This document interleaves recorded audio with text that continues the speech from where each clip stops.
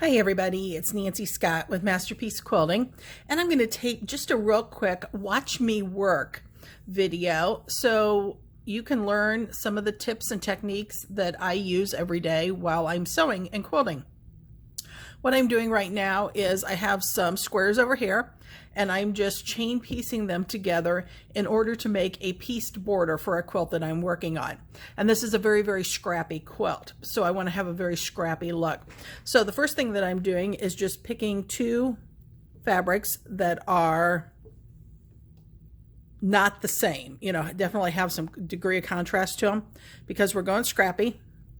And we're going to put these together with right sides together and line them up. And then I'm going to zoom in here real quick. And we're going to, there we go.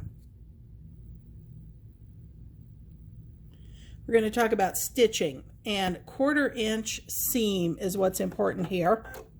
When I'm chain stitching, you can tell I've already got some started. I never raise my presser foot. I normally keep it down and just keep feeding the next one through. But I've got the 1/4 inch foot on, and it has the blade attachment, which is what I'm pointing to right here. And let me come in at just a little bit better angle. There you go. Now you can see the blade. What I'm going to do is drop my presser foot. And I'm lining my fabric right up against that blade. Hopefully you guys can see that pretty good there. And then we're going to start stitching.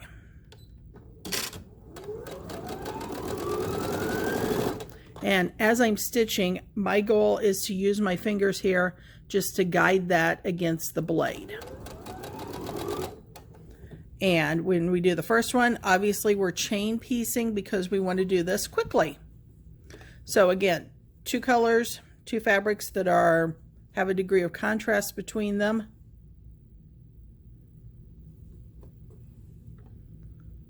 I'm lifting just ever so slightly so I can get it tucked right underneath there.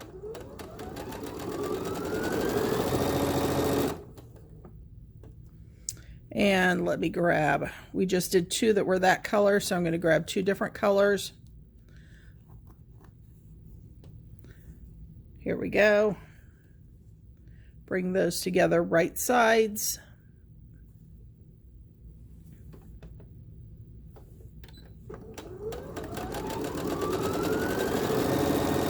And stitch. And I'm going to take this entire pile over here and go ahead and run all of it through so that I've got my first two pieces connected together. Then we're just going to keep doing that same process over and over again to get the piece border at the appropriate number block length that we need for this quilt.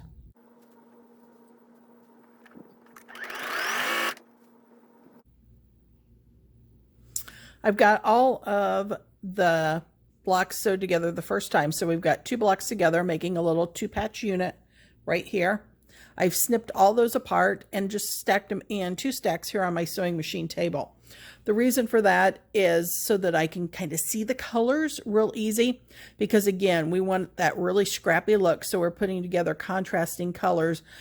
The end goal is not to have two fabrics that are the same together or two fabrics that are very, very similar together.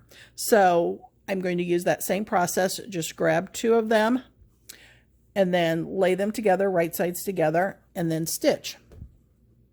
And we're going to continue this. I need to make 2 piece borders that have 10 blocks in them and 2 piece borders that have 12 blocks in them. So at this stage, I'm just going to start joining together.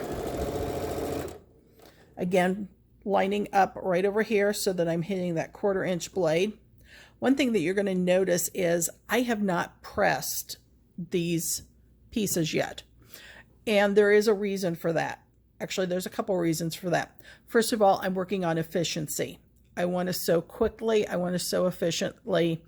So instead of getting up and going over to my pressing station and then coming back, it's going to be faster for me just to chain piece everything together until I get my block or my piece borders the correct lengths that I want. Secondly, at this stage, I'm not sure which way I want my seam allowance to go. I want to end up with all my seam allowances being pressed the same direction.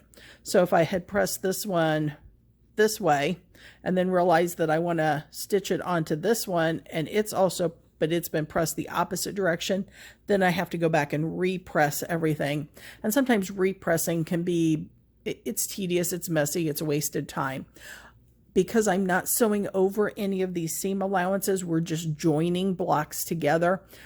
Pressing isn't necessarily that important at this stage. So I'm going to keep joining these together without stopping to press.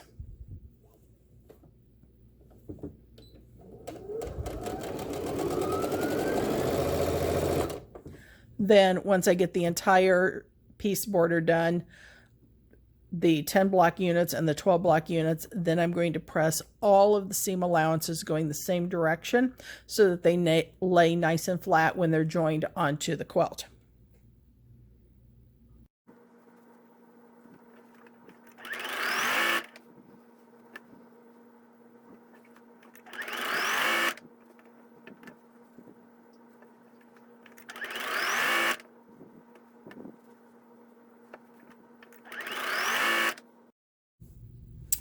So as I got done finishing all the stitching together, we've got our long piece border here. And this is one of the 10 block units.